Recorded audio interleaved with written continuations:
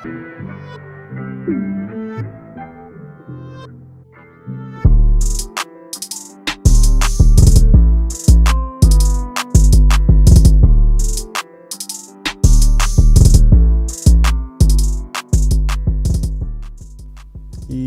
welcome to the Boominverse podcast. Okay, I think that's what I'm about to call it. The podcast kind of fits the definition, although we have some room to grow. As you see by the title, we are doing a prediction of the rewards and things of that nature going on.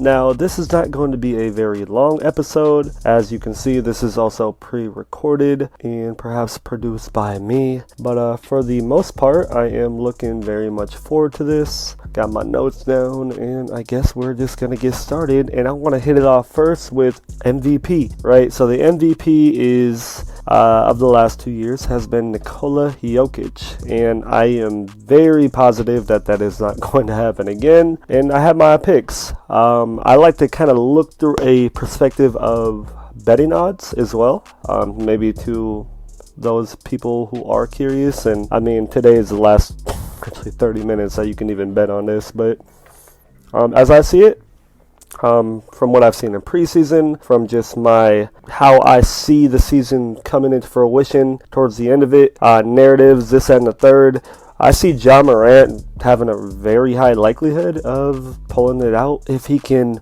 stay healthy. Because if we saw, you remember last year, this man was averaging 27, 6 and some, but mainly my main reason for picking him as my favorite to win MVP is that he's just too fun to watch. I think they will exceed expectations, even though a lot of people do anticipate that they will fall off. But that's mainly my main point. And with 1,200 odds, made a little bet on him, and that's just how I see it. I do have a couple other runner-ups as well, and one of them, as you do know, is going to be Joel Embiid. He's been the runner-up 2 years in a row, and I believe he very well could again, if not win it. It feels like he's destined to get it at some point. And also Luka, I think Luka statistically is going to have a crazy year, absolutely, and I think they're also going to exceed expectations in the West by winning 50 plus games. Right now, like I said, they're kind of being marginalized to the play-in, and I think they can definitely be a top 2, top 3 seed. I don't think a lot of other people see it, but at the end of the day, it does come down to health. So number 2, the rookie of the year, right? So I am from Seattle, and Seattle brought some hoopers in here this year, you know what I'm saying? But for the most part, I think, I'm mixed about it, right? Because Paolo Banchero is the favorite by a wide margin at this point, being the number 1 pick. And I 100% see why. I would not be surprised whatsoever. He's a certified 6'10" bucket. I watched him play live in the Jamal crossover in Seattle this year, and he dropped 50. And it was fun. It was really, really fun, right? And he's like Paul George-esque with a little bit of Carmelo, and I can see that translating. But Orlando got a team down there, I don't know. I see a lot of things happening for their future. Okay, no sleep. And to follow that up, Tari Eason, he's nice, man. He can definitely translate into the NBA game. He did in the preseason, and his game just looks so smooth. He can defend. He's I can see him being a 2010 guy based off what I've seen so far. And to follow that up as well, he has very high odds, plus 1,200 as well, I believe, which is good bet. But I just think he could potentially be the best rookie on the Rockets, but PT has a part of it as well. Jaden Ivey is so talented, man, and for the same reason Ja Morant, just so electric, and side by side with Cade Cunningham is going to be fun to watch. So he's a top pick, and we'll see what happens and comes to fruition there. But overall, the easy one to choose, and this award is going to be Paolo Banchero. Following that up, I want to go with the 6th man of the year. Hopefully I get this segmented, but in the 6th man of the year, A lot of choices. I like to find sleepers and find someone that no one really would think. That was kind of hard with this reward. I mean, you can go definitely Tyler Hero. He's looking nice again. Jordan Poole seems like such an easy answer, and he is the favorite to win the award. But I don't know if he's gonna be. Is he gonna start at some point? Are they gonna move Clay to the 3? I don't know. He is a starter level talent, 100%. So, but in terms of getting him more production, it might be better to get him off the bench. We'll see there. But overall, I mean, from a narrative standpoint especially, a ton of opportunity in his role. He definitely has a great chance to achieve that award. And he definitely could have got MIP last year too. Norman Powell, I believe, will average 20 plus points a game off the bench effectively, and be a part of that. I don't like the Clippers out here, man, but to be fair, the team is very deep. It is possible because that team is so deep that he'll have to share the ball, but he'll also have a ton of opportunity, and the statistics will probably jump a little bit if Paul George, Kawhi are resting or they do get hurt. Hope they do not, but he'll have a lot of opportunity, I believe, this year to have a lot of games where he can score 30. But alongside that, he'll be probably consistent 15-20 no matter what. And even Caruso, this really all depends on the success of the Chicago Bulls. He has plus 5,000 odds, so that is very, very high. And I think that he is a two-way player, and he impacts winning at a very high rate. So, put 2 and 2 together. I think there was a little bit of buzz about him last year. He's still not starting, even with Lonzo Ball not being in the lineup. So very interesting there. But we'll see what happens. I don't know. Moving on though to the DPOY Defensive Player of the Year, and this is hard, right? Because Marcus Smart is the first guard to win this award since 1996 when it was Gary Payton. And I would love guards to get a little bit more credit in this regard because they are locking down the best players, and realistically, I understand the centers and the big men doing their thing, protecting the paint, blocking the easiest shots possible, but when it comes down to versatility, I think that's the most important factor for defense nowadays, to be able to guard multiple positions and stop someone anywhere on the court. That's where I have Giannis probably being my favorite, just for the reasons that I did mention, and he's probably going to be there all season. They're probably still going to have a great defense, but my runner-up to him is actually Drew Holiday, because he's a better defender than Marcus Smart, and he is, arguably, to me, very subjectively the best defender in the world that I've seen, man. And just it's a whole different art when you watch Drew Holiday play defense, and I would love for him to win an award one day on that side of the ball. And this is my personal one that I really want is Anthony Davis, because if he is winning that award, that means the Lakers are having success, and I am a Laker fan, by the way, if y'all don't know. Sorry. Anthony Davis is, he has to stay engaged on that side of the ball. Although we will need the offensive production out of him more than anything this year, but the defensive as well. So it's kind of a conflict of the two, and his health, and it's hard. It's difficult. But he's, like I said, if Lakers are a top 10 defense, I know a lot of hypotheticals I'm saying, but the season hasn't started yet. It's actually about to start in like 30 minutes right now. But let me move on to the most improved player, and I got a surprise for y'all. I can even find this player on the odds. I can even bet for him if I wanted to on the platform I use, but Bol for most improved player, because I'm starting to believe that Mo Bamba is going to be out of the lineup pretty soon, and maybe he might not, just because they paid him and things of that nature. So I think it would be, a ideal situation to get him out of there, move him to the Lakers, let Bobo shine. And Bobo, because he is a bucket, he can defend, he's looking like everything they wanted Mo Bamba to be, that's just what it is.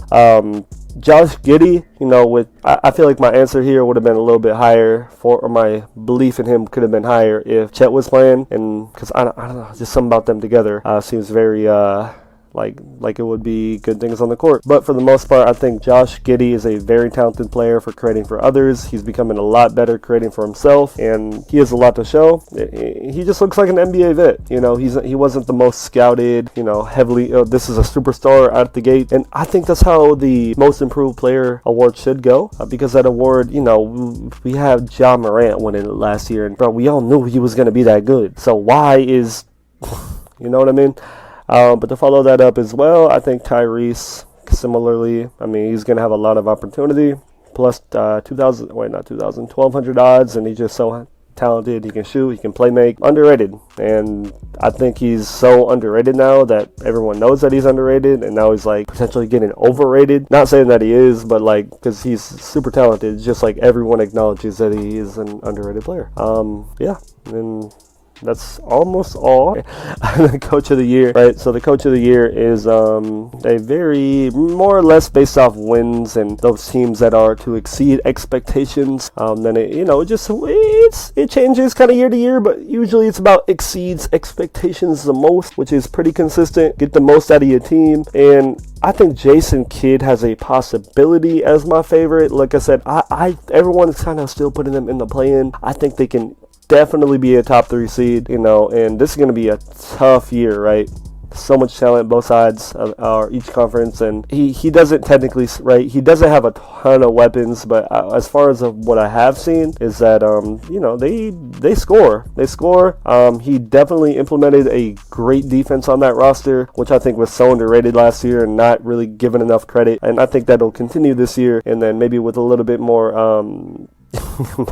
just Luka putting on a show and maybe just some more attention, that he will get that credit he deserves. And to follow that as well, Mike Brown, sleeper for sure, but in terms of his hype right now, I can't not acknowledge it. He is a great coach, obviously. He's won Coach of the Year before, I believe, and back in Cleveland with LeBron and all that, but he's now with the Sacramento Kings, who haven't made the playoffs in 24 years or so, or 21 years. I forgot no, the Mariners were like 21 years, and now they're 17, my bad. But yeah, Mike Brown, if they can get to the playoffs, I think they win it. Doesn't matter how they get in. If they get into the playoffs, then they got it. Okay, he got it for sure. That's my opinion. Darvin Ham, just based off, look, Frank Vogel was a mess last year. If he can say, hey, I can come in here and fix this all up, fix the strategic methodology with Russ and everything in the lineup, and win a solid amount of games as a higher seed, not in the play-in though. I think he has to exceed the play-in.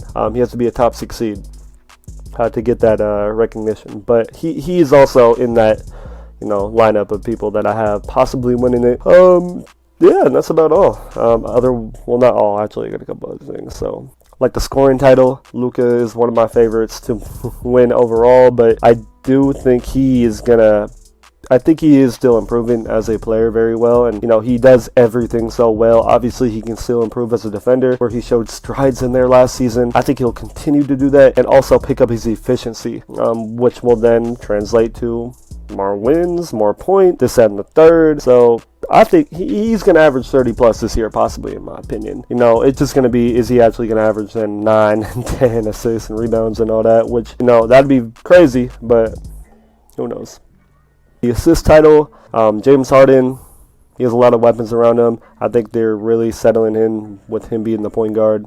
And yeah, I think that should be his role, to be the point guard and not the 37 point per game scorer that he used to be, because they got another runner-up for the scoring title, or the last year's scoring title winner in Joel Embiid. And I don't think you can have 2 of those on the same team. I would say rebound title, I guess, right?